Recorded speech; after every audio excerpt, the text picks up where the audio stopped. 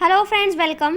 आप सभी का स्वागत है। तो आज हम बात करेंगे असेसमेंट फॉर लर्निंग। ये हमारा बीएड प्रीवियस ईयर का क्वेश्चन पेपर है, तो इसके बारे में आज हम बात करेंगे। और ये यूसोल का पेपर है, और वैसे भी हमारा जैसे 20 सेक्टर में भी बीएड करवाई जाती है, यूसोल में कॉरेस्पॉन्डेंस कराई जाती है, या जहाँ भी आप यूगुनी से कर रहे हो या कहीं से भी कर रहे हो, तो आपके लिए क्वेश्चन पेपर आप आराम से इसको देख सकते हैं। ठीक है, चलिए मैं आपको बताना शुरू करती हूँ। सबसे पहले आपको यहाँ पे देखना है कि जो इसमें जो मैक्सिमम मार्क्स होते हैं, हमारे जो थ्योरी हमारी आती है वो 40 नंबर की आती है, और पूरे 3 घंटे जो है आपको इसमें लिखने के लिए दिए जाते हैं। ठीक है, आपको 4 यूनिट ऐसे दिए जाएंगे जिसमें आपको 2-2 ऑप्शन मिलेंगे, और हर एक में से आप एक क्वेश्चन को अटेम्प्ट कर सकते हैं, जो कि हमारा 8 मार्क्स का होगा, देख सकते हैं।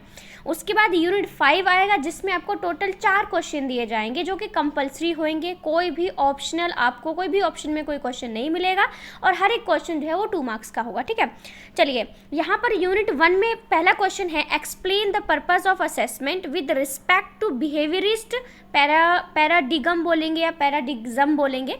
अब मुझे जैसा मुझे समझ में आता है वैसे ही रीड किया था इसको। ठीक है, दूसरा ऑप्शन में आता है differentiate between measurement and evaluation, elaborate the various objectives of evaluation. ठीक है, तो यहाँ पर इन्होंने लिख रखा है 4+4, आप नीचे लिखा हुआ देख रहे होंगे। इसका मतलब ये है कि आपने 4 मार्क्स के लिए तो आपने ये बताना है कि मेजरमेंट और इवैल्यूएशन के बीच में डिफरेंस क्या है, और 4 मार्क्स के लिए आपने बताना है कि इवैल्यूएशन के कौन कौन से ऑब्जेक्टिव्स हैं। तो आपका जब 8 मार्क्स का क्वेश्चन आता है, तो कम से कम की बात करूँ तो आपको 5 से 6 पेज तो लिखने ही पड़ेंगे।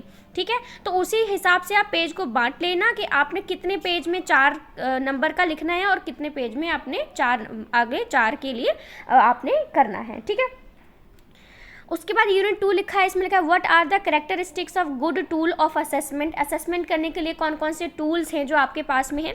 आगे मैंने इसमें हिंदी मीडियम और पंजाबी मीडियम में भी लिखा हुआ दिखाया हुआ है, आप देख लेना बाद में। ठीक है, क्वेश्चन नंबर 4 है, explain the steps in the construction of the test. जो टेस्ट होते हैं उसको बनाने के लिए आप कौन कौन से स्टेप्स को फॉलो करते हैं।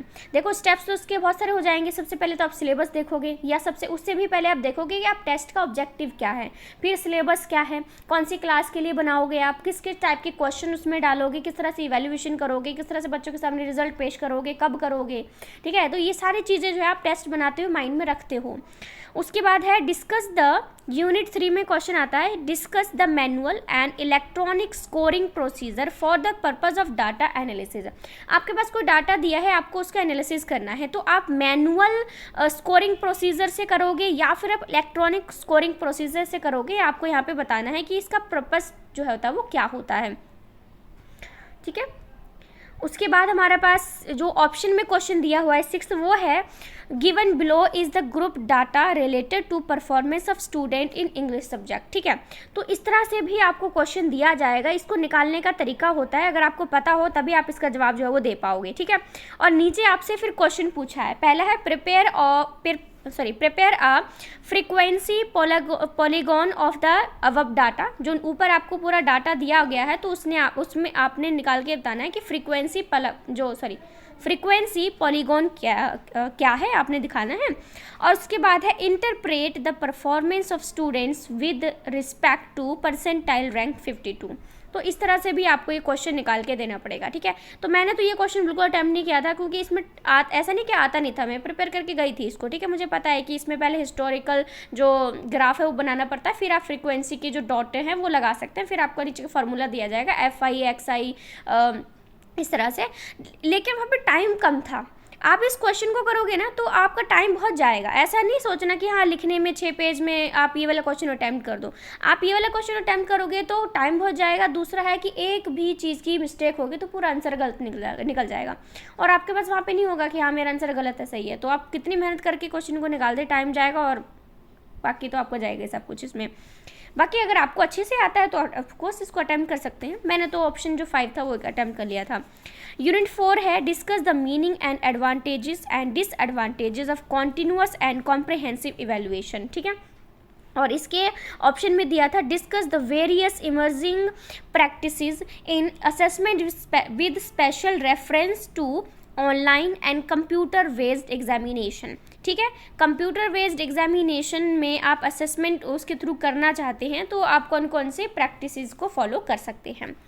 फिर है यूनिट 5 इसमें दिया है राइट शॉर्ट नोट्स ऑन, पहला है teacher made and standardise test कौन सा होता है। फिर है project work as a technique of assessment, आप प्रोजेक्ट वर्क को असेसमेंट के तौर पर किस तरह से इस्तेमाल कर सकते हैं। नॉर्मल प्रोबेबिलिटी कर्व क्या होता है, और नॉन डिटेंशन पॉलिसी क्या होती है। नॉन डिटेंशन पॉलिसी जो है इसको हिंदी में, जैसे यहाँ पर मैं दिखाऊंगी आपको, हिंदी में लिखा हुआ है गैर अवरोध नीति, तो ना ये इंग्लिश में समझ में आ रहा है ना ये हिंदी में समझ में आ रहा है, लेकिन इसका मतलब क्या होता है, इसका मतलब होता है फेल ना करने की नीति। ठीक है, नॉन डिटेंशन पॉलिसी का मतलब होता है फेल ना करने की नीति, जो कि 8वीं तक हमारी सरकार ने दे रखी है कि 8वीं तक किसी बच्चों को फेल नहीं करना।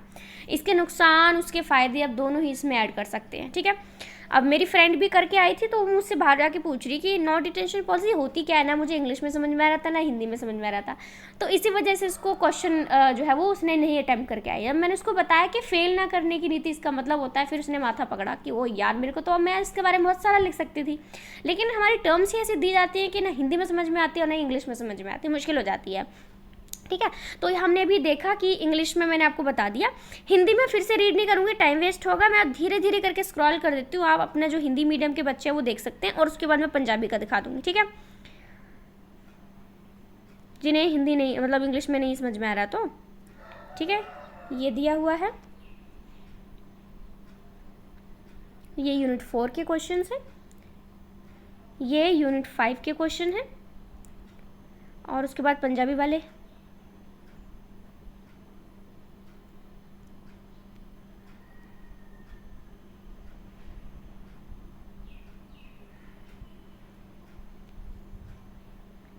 ठीक है, तो ये देखो तीनों लैंग्वेज में मैंने दिखा दिया है, जो हमारे विद्यार्थी हैं जो पढ़ रहे हैं वो किसी भी लैंग्वेज में क्वेश्चन को समझ सकते हैं। देखिए, अगर इसमें से कोई ऐसा टॉपिक है जो आप चाहते हैं कि मैं आपको प्रोवाइड करूं, क्योंकि मैं ऑफकोर्स पेपर दे के हटूँ, तो मैं क्वेश्चन आपको दे रही हूँ क्योंकि मैंने खुद ही अटैम्प्ट किया हुआ है सारा, तो मुझे काफ़ी हद तक इसमें, मतलब ऑफकोर्स मैं सारे अटैम्प्ट करके आती हूँ। तो कोई टॉपिक है जो आप चाहते हैं कि आपको नहीं मिल रहा है और समझ में नहीं आ रहा, तो मुझे कमेंट करके बता सकते हैं कि आप ये मुझे समझा दीजिए, तो मैं आपको वीडियो बना के अपलोड कर दूँगी। ठीक है, लेकिन आप चाहिए होगा तो मुझे कमेंट करके बता सकते हैं। So thank you so much friends, thank you.